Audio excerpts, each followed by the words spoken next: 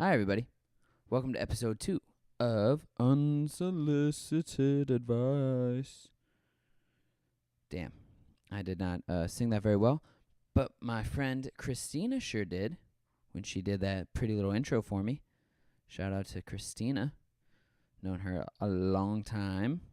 Get it? That's why she said it in the song. All right. So we're here. This is day 2 of the 31-day podcast challenge. Couldn't be more excited. Been having a great time so far, despite the fact that it's only been kind of one day, because these are going to come out. Like today's the 1st, but this will be out on the 2nd. You know what I'm saying? So, where to begin, right? Where to begin on episode 2? Episode 1, I touched on why I think podcasting is so great, what podcasting means to me, yada yada. And so, since I hope this reaches a lot of new listeners, I was thinking I could go into kind of like my backstory and give you guys a little bit of insight on me. All right, so my name's Jacob Zobrist. I'm 24 years old, 24 years of age. I'm from Cleveland, Ohio. I moved down to Columbus my junior year of college. I've been out of college for like 2 years, so that's like probably like 2016, 2015. It's been amazing. My life has been pretty great. I don't have much to complain about. So I figured we'd just go through like a highlight reel so you guys can get a little picture of your host here, the narrator of this here story. 2nd grade, I get labeled ADHD, ADD, dyslexic, dysgraphic, learning disabilities. So if you're probably like six years old when you're in 2nd grade, 24 now, so that's like 18. So I've been putting in the sexy in dyslexia for about 18 years now, which has been great. You know, don't let it hold me back, except for in the writing. Dysgraphia is where you write dyslexically. I also think it makes me talk kind of weird, but that just might be my oversized tongue. So, that was the kind of starting of my my ne'er-do-wellism that you'll see throughout the rest of this little highlight reel. All right, so 2nd grade I get labeled. 3rd grade I move from South Euclid, which is a burb in Cleveland, to a more waspy, more Caucasian burb, Chagrin Falls, which was a beautiful place to grow up. Couldn't be happier, couldn't be more fortunate to grow up in such an amazing place. I immediately started hanging out with skateboarder kids. I was a terrible skateboarder, still am. Could never do a trick, still can't, despite skateboarding for 4 or 5 years. The cool thing was that with skateboarding is that longboards became a thing, and then I could just ride and not be judged for sucking so hard, so that was nice. And, skateboard kids naturally bring a good amount of trouble around. We like to jump off things, break things. We got into graffiti for a little bit. What else did we do? We'd like sneak into school after school was out and skateboard in the hallways and then get in trouble for that, which was always fun. So I'm painting the picture that I was a troublemaker. Do I have to say how many times? I wonder how many times I'll say that. That's the picture I'm painting. We'll find out, folks. All right, so, and I think this is an important part because I just got a tattoo to commemorate it. It was October of 8th grade. I was 14 years old. I'm sitting at in a park with my best friend Chandler, who is still one of my good friends today. And he goes, "Yo, we should go get jobs." And I go, yeah, that sounds fun. Let's go get a job. So we go to a couple restaurants that are local in the little town. And everybody says go away because we're 14. But one sketchy Italian restaurant named Joey's, which is no longer there, burnt down for tax money. They say yes. They say go get a work permit and we'll put you on dish and then we'll make you bus tables. And we go, hell yeah, that sounds good. So we go get work permits. We show up at the place. We start working. It was a disgusting place. It was the first place I ever saw pot. It was the first place I was ever sold a bootleg CD because the man who was selling it was very intimidating, and I couldn't say no. And they'd also steal out of my paychecks. But needless to say, it was a fun first job. And I was 14. I just turned 24. I've been waiting tables, working in restaurants ever since. So I've been in the restaurant industry for a decade. And I just got a tattoo the day after Christmas to kind of celebrate that. A tattoo of a pineapple, the international sign for hospitality, because I'm in it 10 years and I still love it. It's pretty great. I enjoy serving tables very much. All right, so I was 8th grade, going into freshman year. I find marijuana freshman year. Did a lot of that. That was fun. Definitely helped with the whole not being very good student thing. And then I started this thing, which was cool. I started being an ass. I started being a smart ass. I started being a know-it-all ass, which is, I guess, a smart ass. Coming home late, getting in trouble, getting in more trouble at school. Not like crazy trouble. I never like got arrested.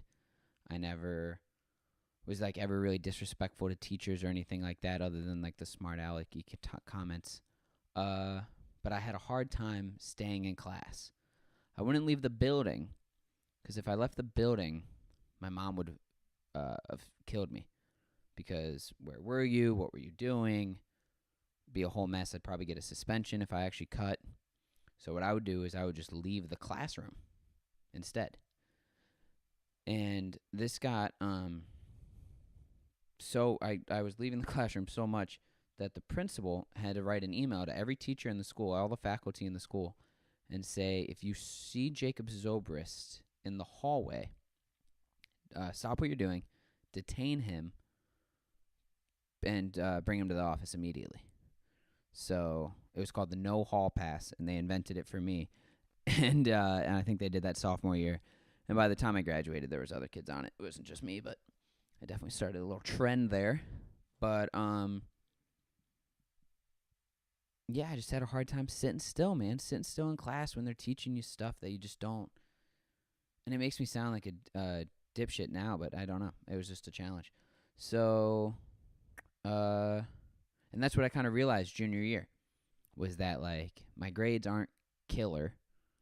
I didn't have anything on like my personal record or anything like that, or my my school record that would like stop me from getting into college. But I was like, I would like to go to college. I better start stepping up my game. So junior year, I decide that I'm going to join the play in the musical and run for student council. And the play came from sophomore year when, during the spring musical, they did Beauty and the Beast. And the set director that they had hired that year would later go on to win a Academy Award for Lincoln, because he did the set on Lincoln, which is just incredible. The main lead, who I later worked with in the following years, he is now on Broadway. His name's Dan Hoy. Shout out to Dan Hoy. And it was just incredible. The pageantry, the songs, the singing. Christina, who just sang the intro, she was in it. So I was like, I'll do that. I'll do student council. I'll, do extracurriculars, and I'll try to get my my shit together. And if I'm at the plays and stuff after school, I won't be around to get in trouble. So, right, I write a speech to try to be student counselor or treasurer or whatever it was. Bombed. Got total stage fright in front of everybody. Didn't have anything to say really of importance or why I should run. Just gave it a try. And so that didn't work out. And so I was really banking on the play. And luckily they don't cut from the fall production because not enough people really sign up. They'll make you a part if you need it. So luckily it was a small play. It was 12 Angry Jurors, which is like a spin on 12 Angry Men. But it's a public school, so it's going to be 12 Angry Jurors. Men and women, which is great. Back when that play was written, men were only allowed to be on juries anyway. So I get a normal role in that and having a great time. I learned so much. Shout out to Mr. Hamid. He was the director. Mrs. Worthwine. She was like the assistant director. It was a really cool like thrust stage. It was so awesome. And so I think that started in September and then was over by probably around Thanksgiving. And then in between that, a girl who's in the fall play gave me the opportunity to do public service or volunteer work, but the volunteer work was doing another play, and it was like a PSA for students, third and fourth and fifth grade, about the dangers of sexting, drinking, having sex, I think, and all kinds of stuff like that. So I did that. That was fun, kind of. The seniors write it, and then the juniors and younger kids who are in the production perform it. And then we do Fiddler on the Roof. Got another good role in that. The speaking role, beat out a lot of kids for a speaking role in that. Can't sing for a damn, but that's what I would do. I would just get non-singing leads. I was also a guy in a guy-lacking production, so that was fine. Definitely an advantage. And this all paints a picture of what I did in college. That's why I'm painting another picture. God, I need new saying by the end of this. We'll work on it. So, right, had a great time doing all that. Partied hard in the summertime. But doing the plays and the musicals and all that, like, made me miss things where I could get in trouble, which was kind of amazing. So, like, for the example, senior skip day is always on St. Patrick's Day at the high school I went to. But St. Patrick's Day always falls on dress rehearsal week for the musical.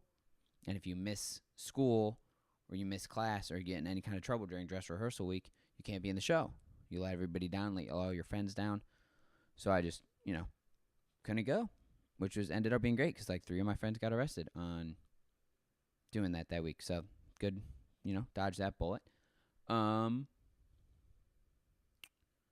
Senior year, do another fall play, 12 little vignettes about love and stuff. There's one about lesbians. That was very progressive. That was cool.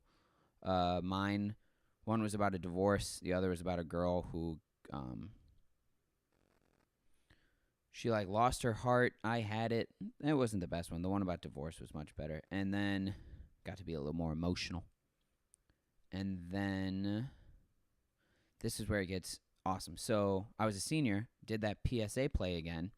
But this time, I got to write it and direct it with the help of the others, but I was one of the only seniors doing it, so it was really kind of I got to really take the wheels on that one, and so I made it, I guess, pretty funny, because I got a bunch of laughs, which was very good. Very, very nice for my ego there. Loved getting a laugh from a bunch of 6th graders and 8th graders. So the best line in the show was that it was the dangers of sexting, and the dangers of not thinking before you post, because it was at the time where like kids were tweeting about smoking bongs or, the nugs that they had or the parties they were at, and they were getting in trouble because they were like basically confessing to doing things that were illegal. And the line that I had was, so that me and this girl were seeing each other. She sent me nudes, but she sent me nudes while I was at a party. I told her I wouldn't show them to anybody, and she goes, but he did anyway. And then from off stage I go, you're damn right I did. And it was so funny. I was so happy with that. So this is all hypothetical. I didn't do that in real life. So that was dope, and teachers liked that I did that so much that I got a little leeway with them. And so if they did see me out in the hallways, I didn't get sent to the office automatically, so that was amazing. Then I do Aida, which is Elton John's version of Romeo and Juliet, but set in Egypt and Nubia, which was fun. Big musical. Set designer again, did an amazing job. Costumes, the songs, it was great. It was so much fun. And since it was the only thing I really ever had fun doing academically, or like in the academic system, I decided, all right, I'll go to Cleveland State as an acting major, because I got into a college. Yay me. I probably would have gotten into another college too. I just only applied to Cleveland State and got in. So I said, sure. So I'm an acting major. I'm a freshman. I'm living downtown. Get a job at a restaurant. Started doing all that, and I was having fun. It was kind of lonely. Cleveland is like, it was right around like, oh, Cleveland's coming back. When something's coming back, it's not really there yet. You know what I mean? Oh, like 10,000 people moved downtown. That's amazing. It's not a lot of people though, and the dorms were kind of there was like one dormitory in the whole school. I lived in it. It's like 80% commuters. Um, but needless to say, I did my thing, did the math, took the English classes, did the courses, took the acting classes. Um, but I had like a realization that acting, didn't like really get me up in the morning like it got everybody else up, and they were all taking it way more seriously. Not that I wasn't taking it seriously, but I don't know, it just made me realize that maybe it's not like the exact path I want to go down. So I finish out the year, switch over to a business major, and since the school life wasn't that fun, the campus life wasn't that fun, I decided I'll commute, save a little bit of money, live at home, and that's when everything really starts to kind of ramp up here. So I'm living at home and having a kick-ass time living at home. And I'm working out all the time, which I was already doing. I was like working out at school, and I was I was doing all that, whatever. But working out, eating clean. I was working at a hardware store, which was super fun because it was a bunch of old people. I was so sick of like whiny servers and all that. They were like old people who worried about like hip replacements and shit and the weather. Learned a lot at the hardware store. Loved living at home, was reading. And also I was commuting, a 45-minute commute every morning. And so I was like, I should start listening to podcasts, because my one friend who was listening to Joe Rogan all the time was always telling me to listen to Joe Rogan, like all Joe Rogan fans do. And sure enough, I started. And it wasn't crazy. And it was back when Joe Rogan was like, not to say he's not doing it anymore, but it was like, he's done something like 1,000 episodes. So he has like waves, right? And that wave was like scientist after famous comedian, after just like theoretical physicists and experts on all kinds of crazy stuff, alien people, CIA people. It was fascinating, to say the least. So I was absorbing so much of that and just would not turn it off. Like, I'd get up, turn it on in the car, turn it on while I was walking through classes, turn it on while I was studying in the library. It was always in my ear. And it was the first time I listened to a podcast. So that was pretty exciting, and kind of started to paint another picture. So I do the living at home thing, working, everything's going good, grades are good, life's good. My buddy calls, who had moved to Montana, Chandler, and he says, hey, I got into OSU. I'm going to move back. I'm going to go there. Do you want to move in with me? And I go, yeah, that sounds amazing. Let's move down there this summer. I had already had 3 other friends down there. Christina, again, who sang the song. Brian, Liam, shout out to them. Some other kids who I knew who lived down here. So I was good to go. I had friends and a support system. Cleveland State allowed for you to take some booster classes at other community colleges.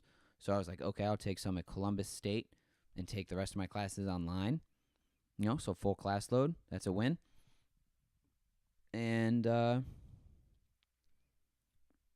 yeah, I moved down in July. That's where I'm at. So I moved down, get a restaurant job, doing class. Everything's amazing. I get a job at Zen Chos Tea Salon, which is a restaurant in the short north still, for the time being. I don't know how long. It's probably on its last legs at this point. And it's very cool. It's the first time I'm at a restaurant where I really feel like maybe I like want to open a coffee shop, because I'm getting to the tea shop early. I'm making the tea. I love doing it. I love the atmosphere. It's like calm. It's cool. And then management was a little dicey, but they had been the longest running restaurant in the short north, which they still are. They've been around for like 15 years, which is amazing. And I'm not making all the money, And so as soon as school lets out, I try to get a job at Standard, which had just opened. I was like one of the first hires after their original staff, like 3 weeks into their open. And this was a very different Standard Hall than it is today. It was there was like a live mint wall. They just it hadn't been painted the broy picture that is painted now. It was kind of like a secret. It was a new place, hot new spot. So I'm bar back in there, making silly money, having a silly good time, watching like a real business run. Not to say that Zenchaw's not a real business, but like we were the highest grossing bar that year in Ohio, like month after month after month. It was ridiculous, the numbers we were doing. And I'm sure they still do some numbers, but like back then it was a little different. Or maybe I'm just painting it that way because I was there. But damn it, said painting again. Maybe I'll turn it into a drinking game when I listen to this later. Yeah, so I'm at Standard. It's like late August of that year, working at Zenchaw, working at Standard. School's right around the corner. Zenchaw is sold to a first-time couple who wants to be restaurateurs, and they want to make me a manager because I was one of the I'd worked there for a while now, and I don't know, I'm competent enough to like do the drawer at the end of the night and shit like that. So they wanted to like train me on kitchen and have me do inventory and all these things. And but they were first-time restaurateurs, so it would have been very hard for them to really teach me. And it seemed dicey to me, you know what I mean? I didn't know if I wanted to take a risk on them. They wanted me to quit Standard too, which really sucked because I would have taken a huge pay cut. And Standard wasn't really worried about anything I was doing, and then school was right around the corner. I'm freaking out, having panic attacks. I call my mom and my dad, and I'm like, what do I do? And they give me the craziest advice they'll ever give me in their lives, and it's changed my life forever. They tell me to drop out. They tell me to be a bar back. They say don't take the management job with the people who don't know what they're doing. We know you're just going to school to make us happy. Maybe someday you'll go back. But for right now, bar back, maybe try to be a server, a bartender, and see what happens. And like, wow, I was flabbergasted. I thought that was like a gift from God. I was so good with school, I didn't care if I was in there another day. So, yeah, I took their advice. I quit Zenchaw, I got some serving shifts at Standard, and had a crazy good time ever since. I traveled. I've traveled to the West Coast quite a bit. I did a road trip around the United States for a month. I went to New York a couple times. Where else did I go? I went to Vancouver, went to Toronto. I went to like every national park. I went to Portland. In Portland, in a small town called Coos Bay, population I think like 9,000, and 60% of it is transient, which means they don't really have homes. I DJ'd for the first and only time I'll ever DJ in front of like 250 like Molly-ridden teenagers. That was super fun. That was probably a highlight. It was pretty cool. I bombed at that too, actually. I played Snoop Dogg's Sexual Seduction, and right before I prelayed it, I went, Coos Bay, are you feeling sexy? And nobody said anything. Crickets. And I let that shit spin, and hopped off stage promptly after so my friend could take over. Nate is the friend. Nate produced the intro song. Thank you, Nate. Yeah, I've had a good time ever since. So now, thinking I've talked for 24 minutes, which is a pretty long time. I'm going to leave you on a bit of a cliffhanger to see why 20...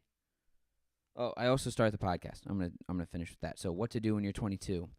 I start that after I get back from my big road trip. That happened, I got back in September. And that ended in February, and I'll tell you why tomorrow on the next episode of Unsolicited Advice with Jacob Zobrist. I don't have outro music, so this just ends here. All right, I'll see you guys tomorrow. Thank you. Have a great night.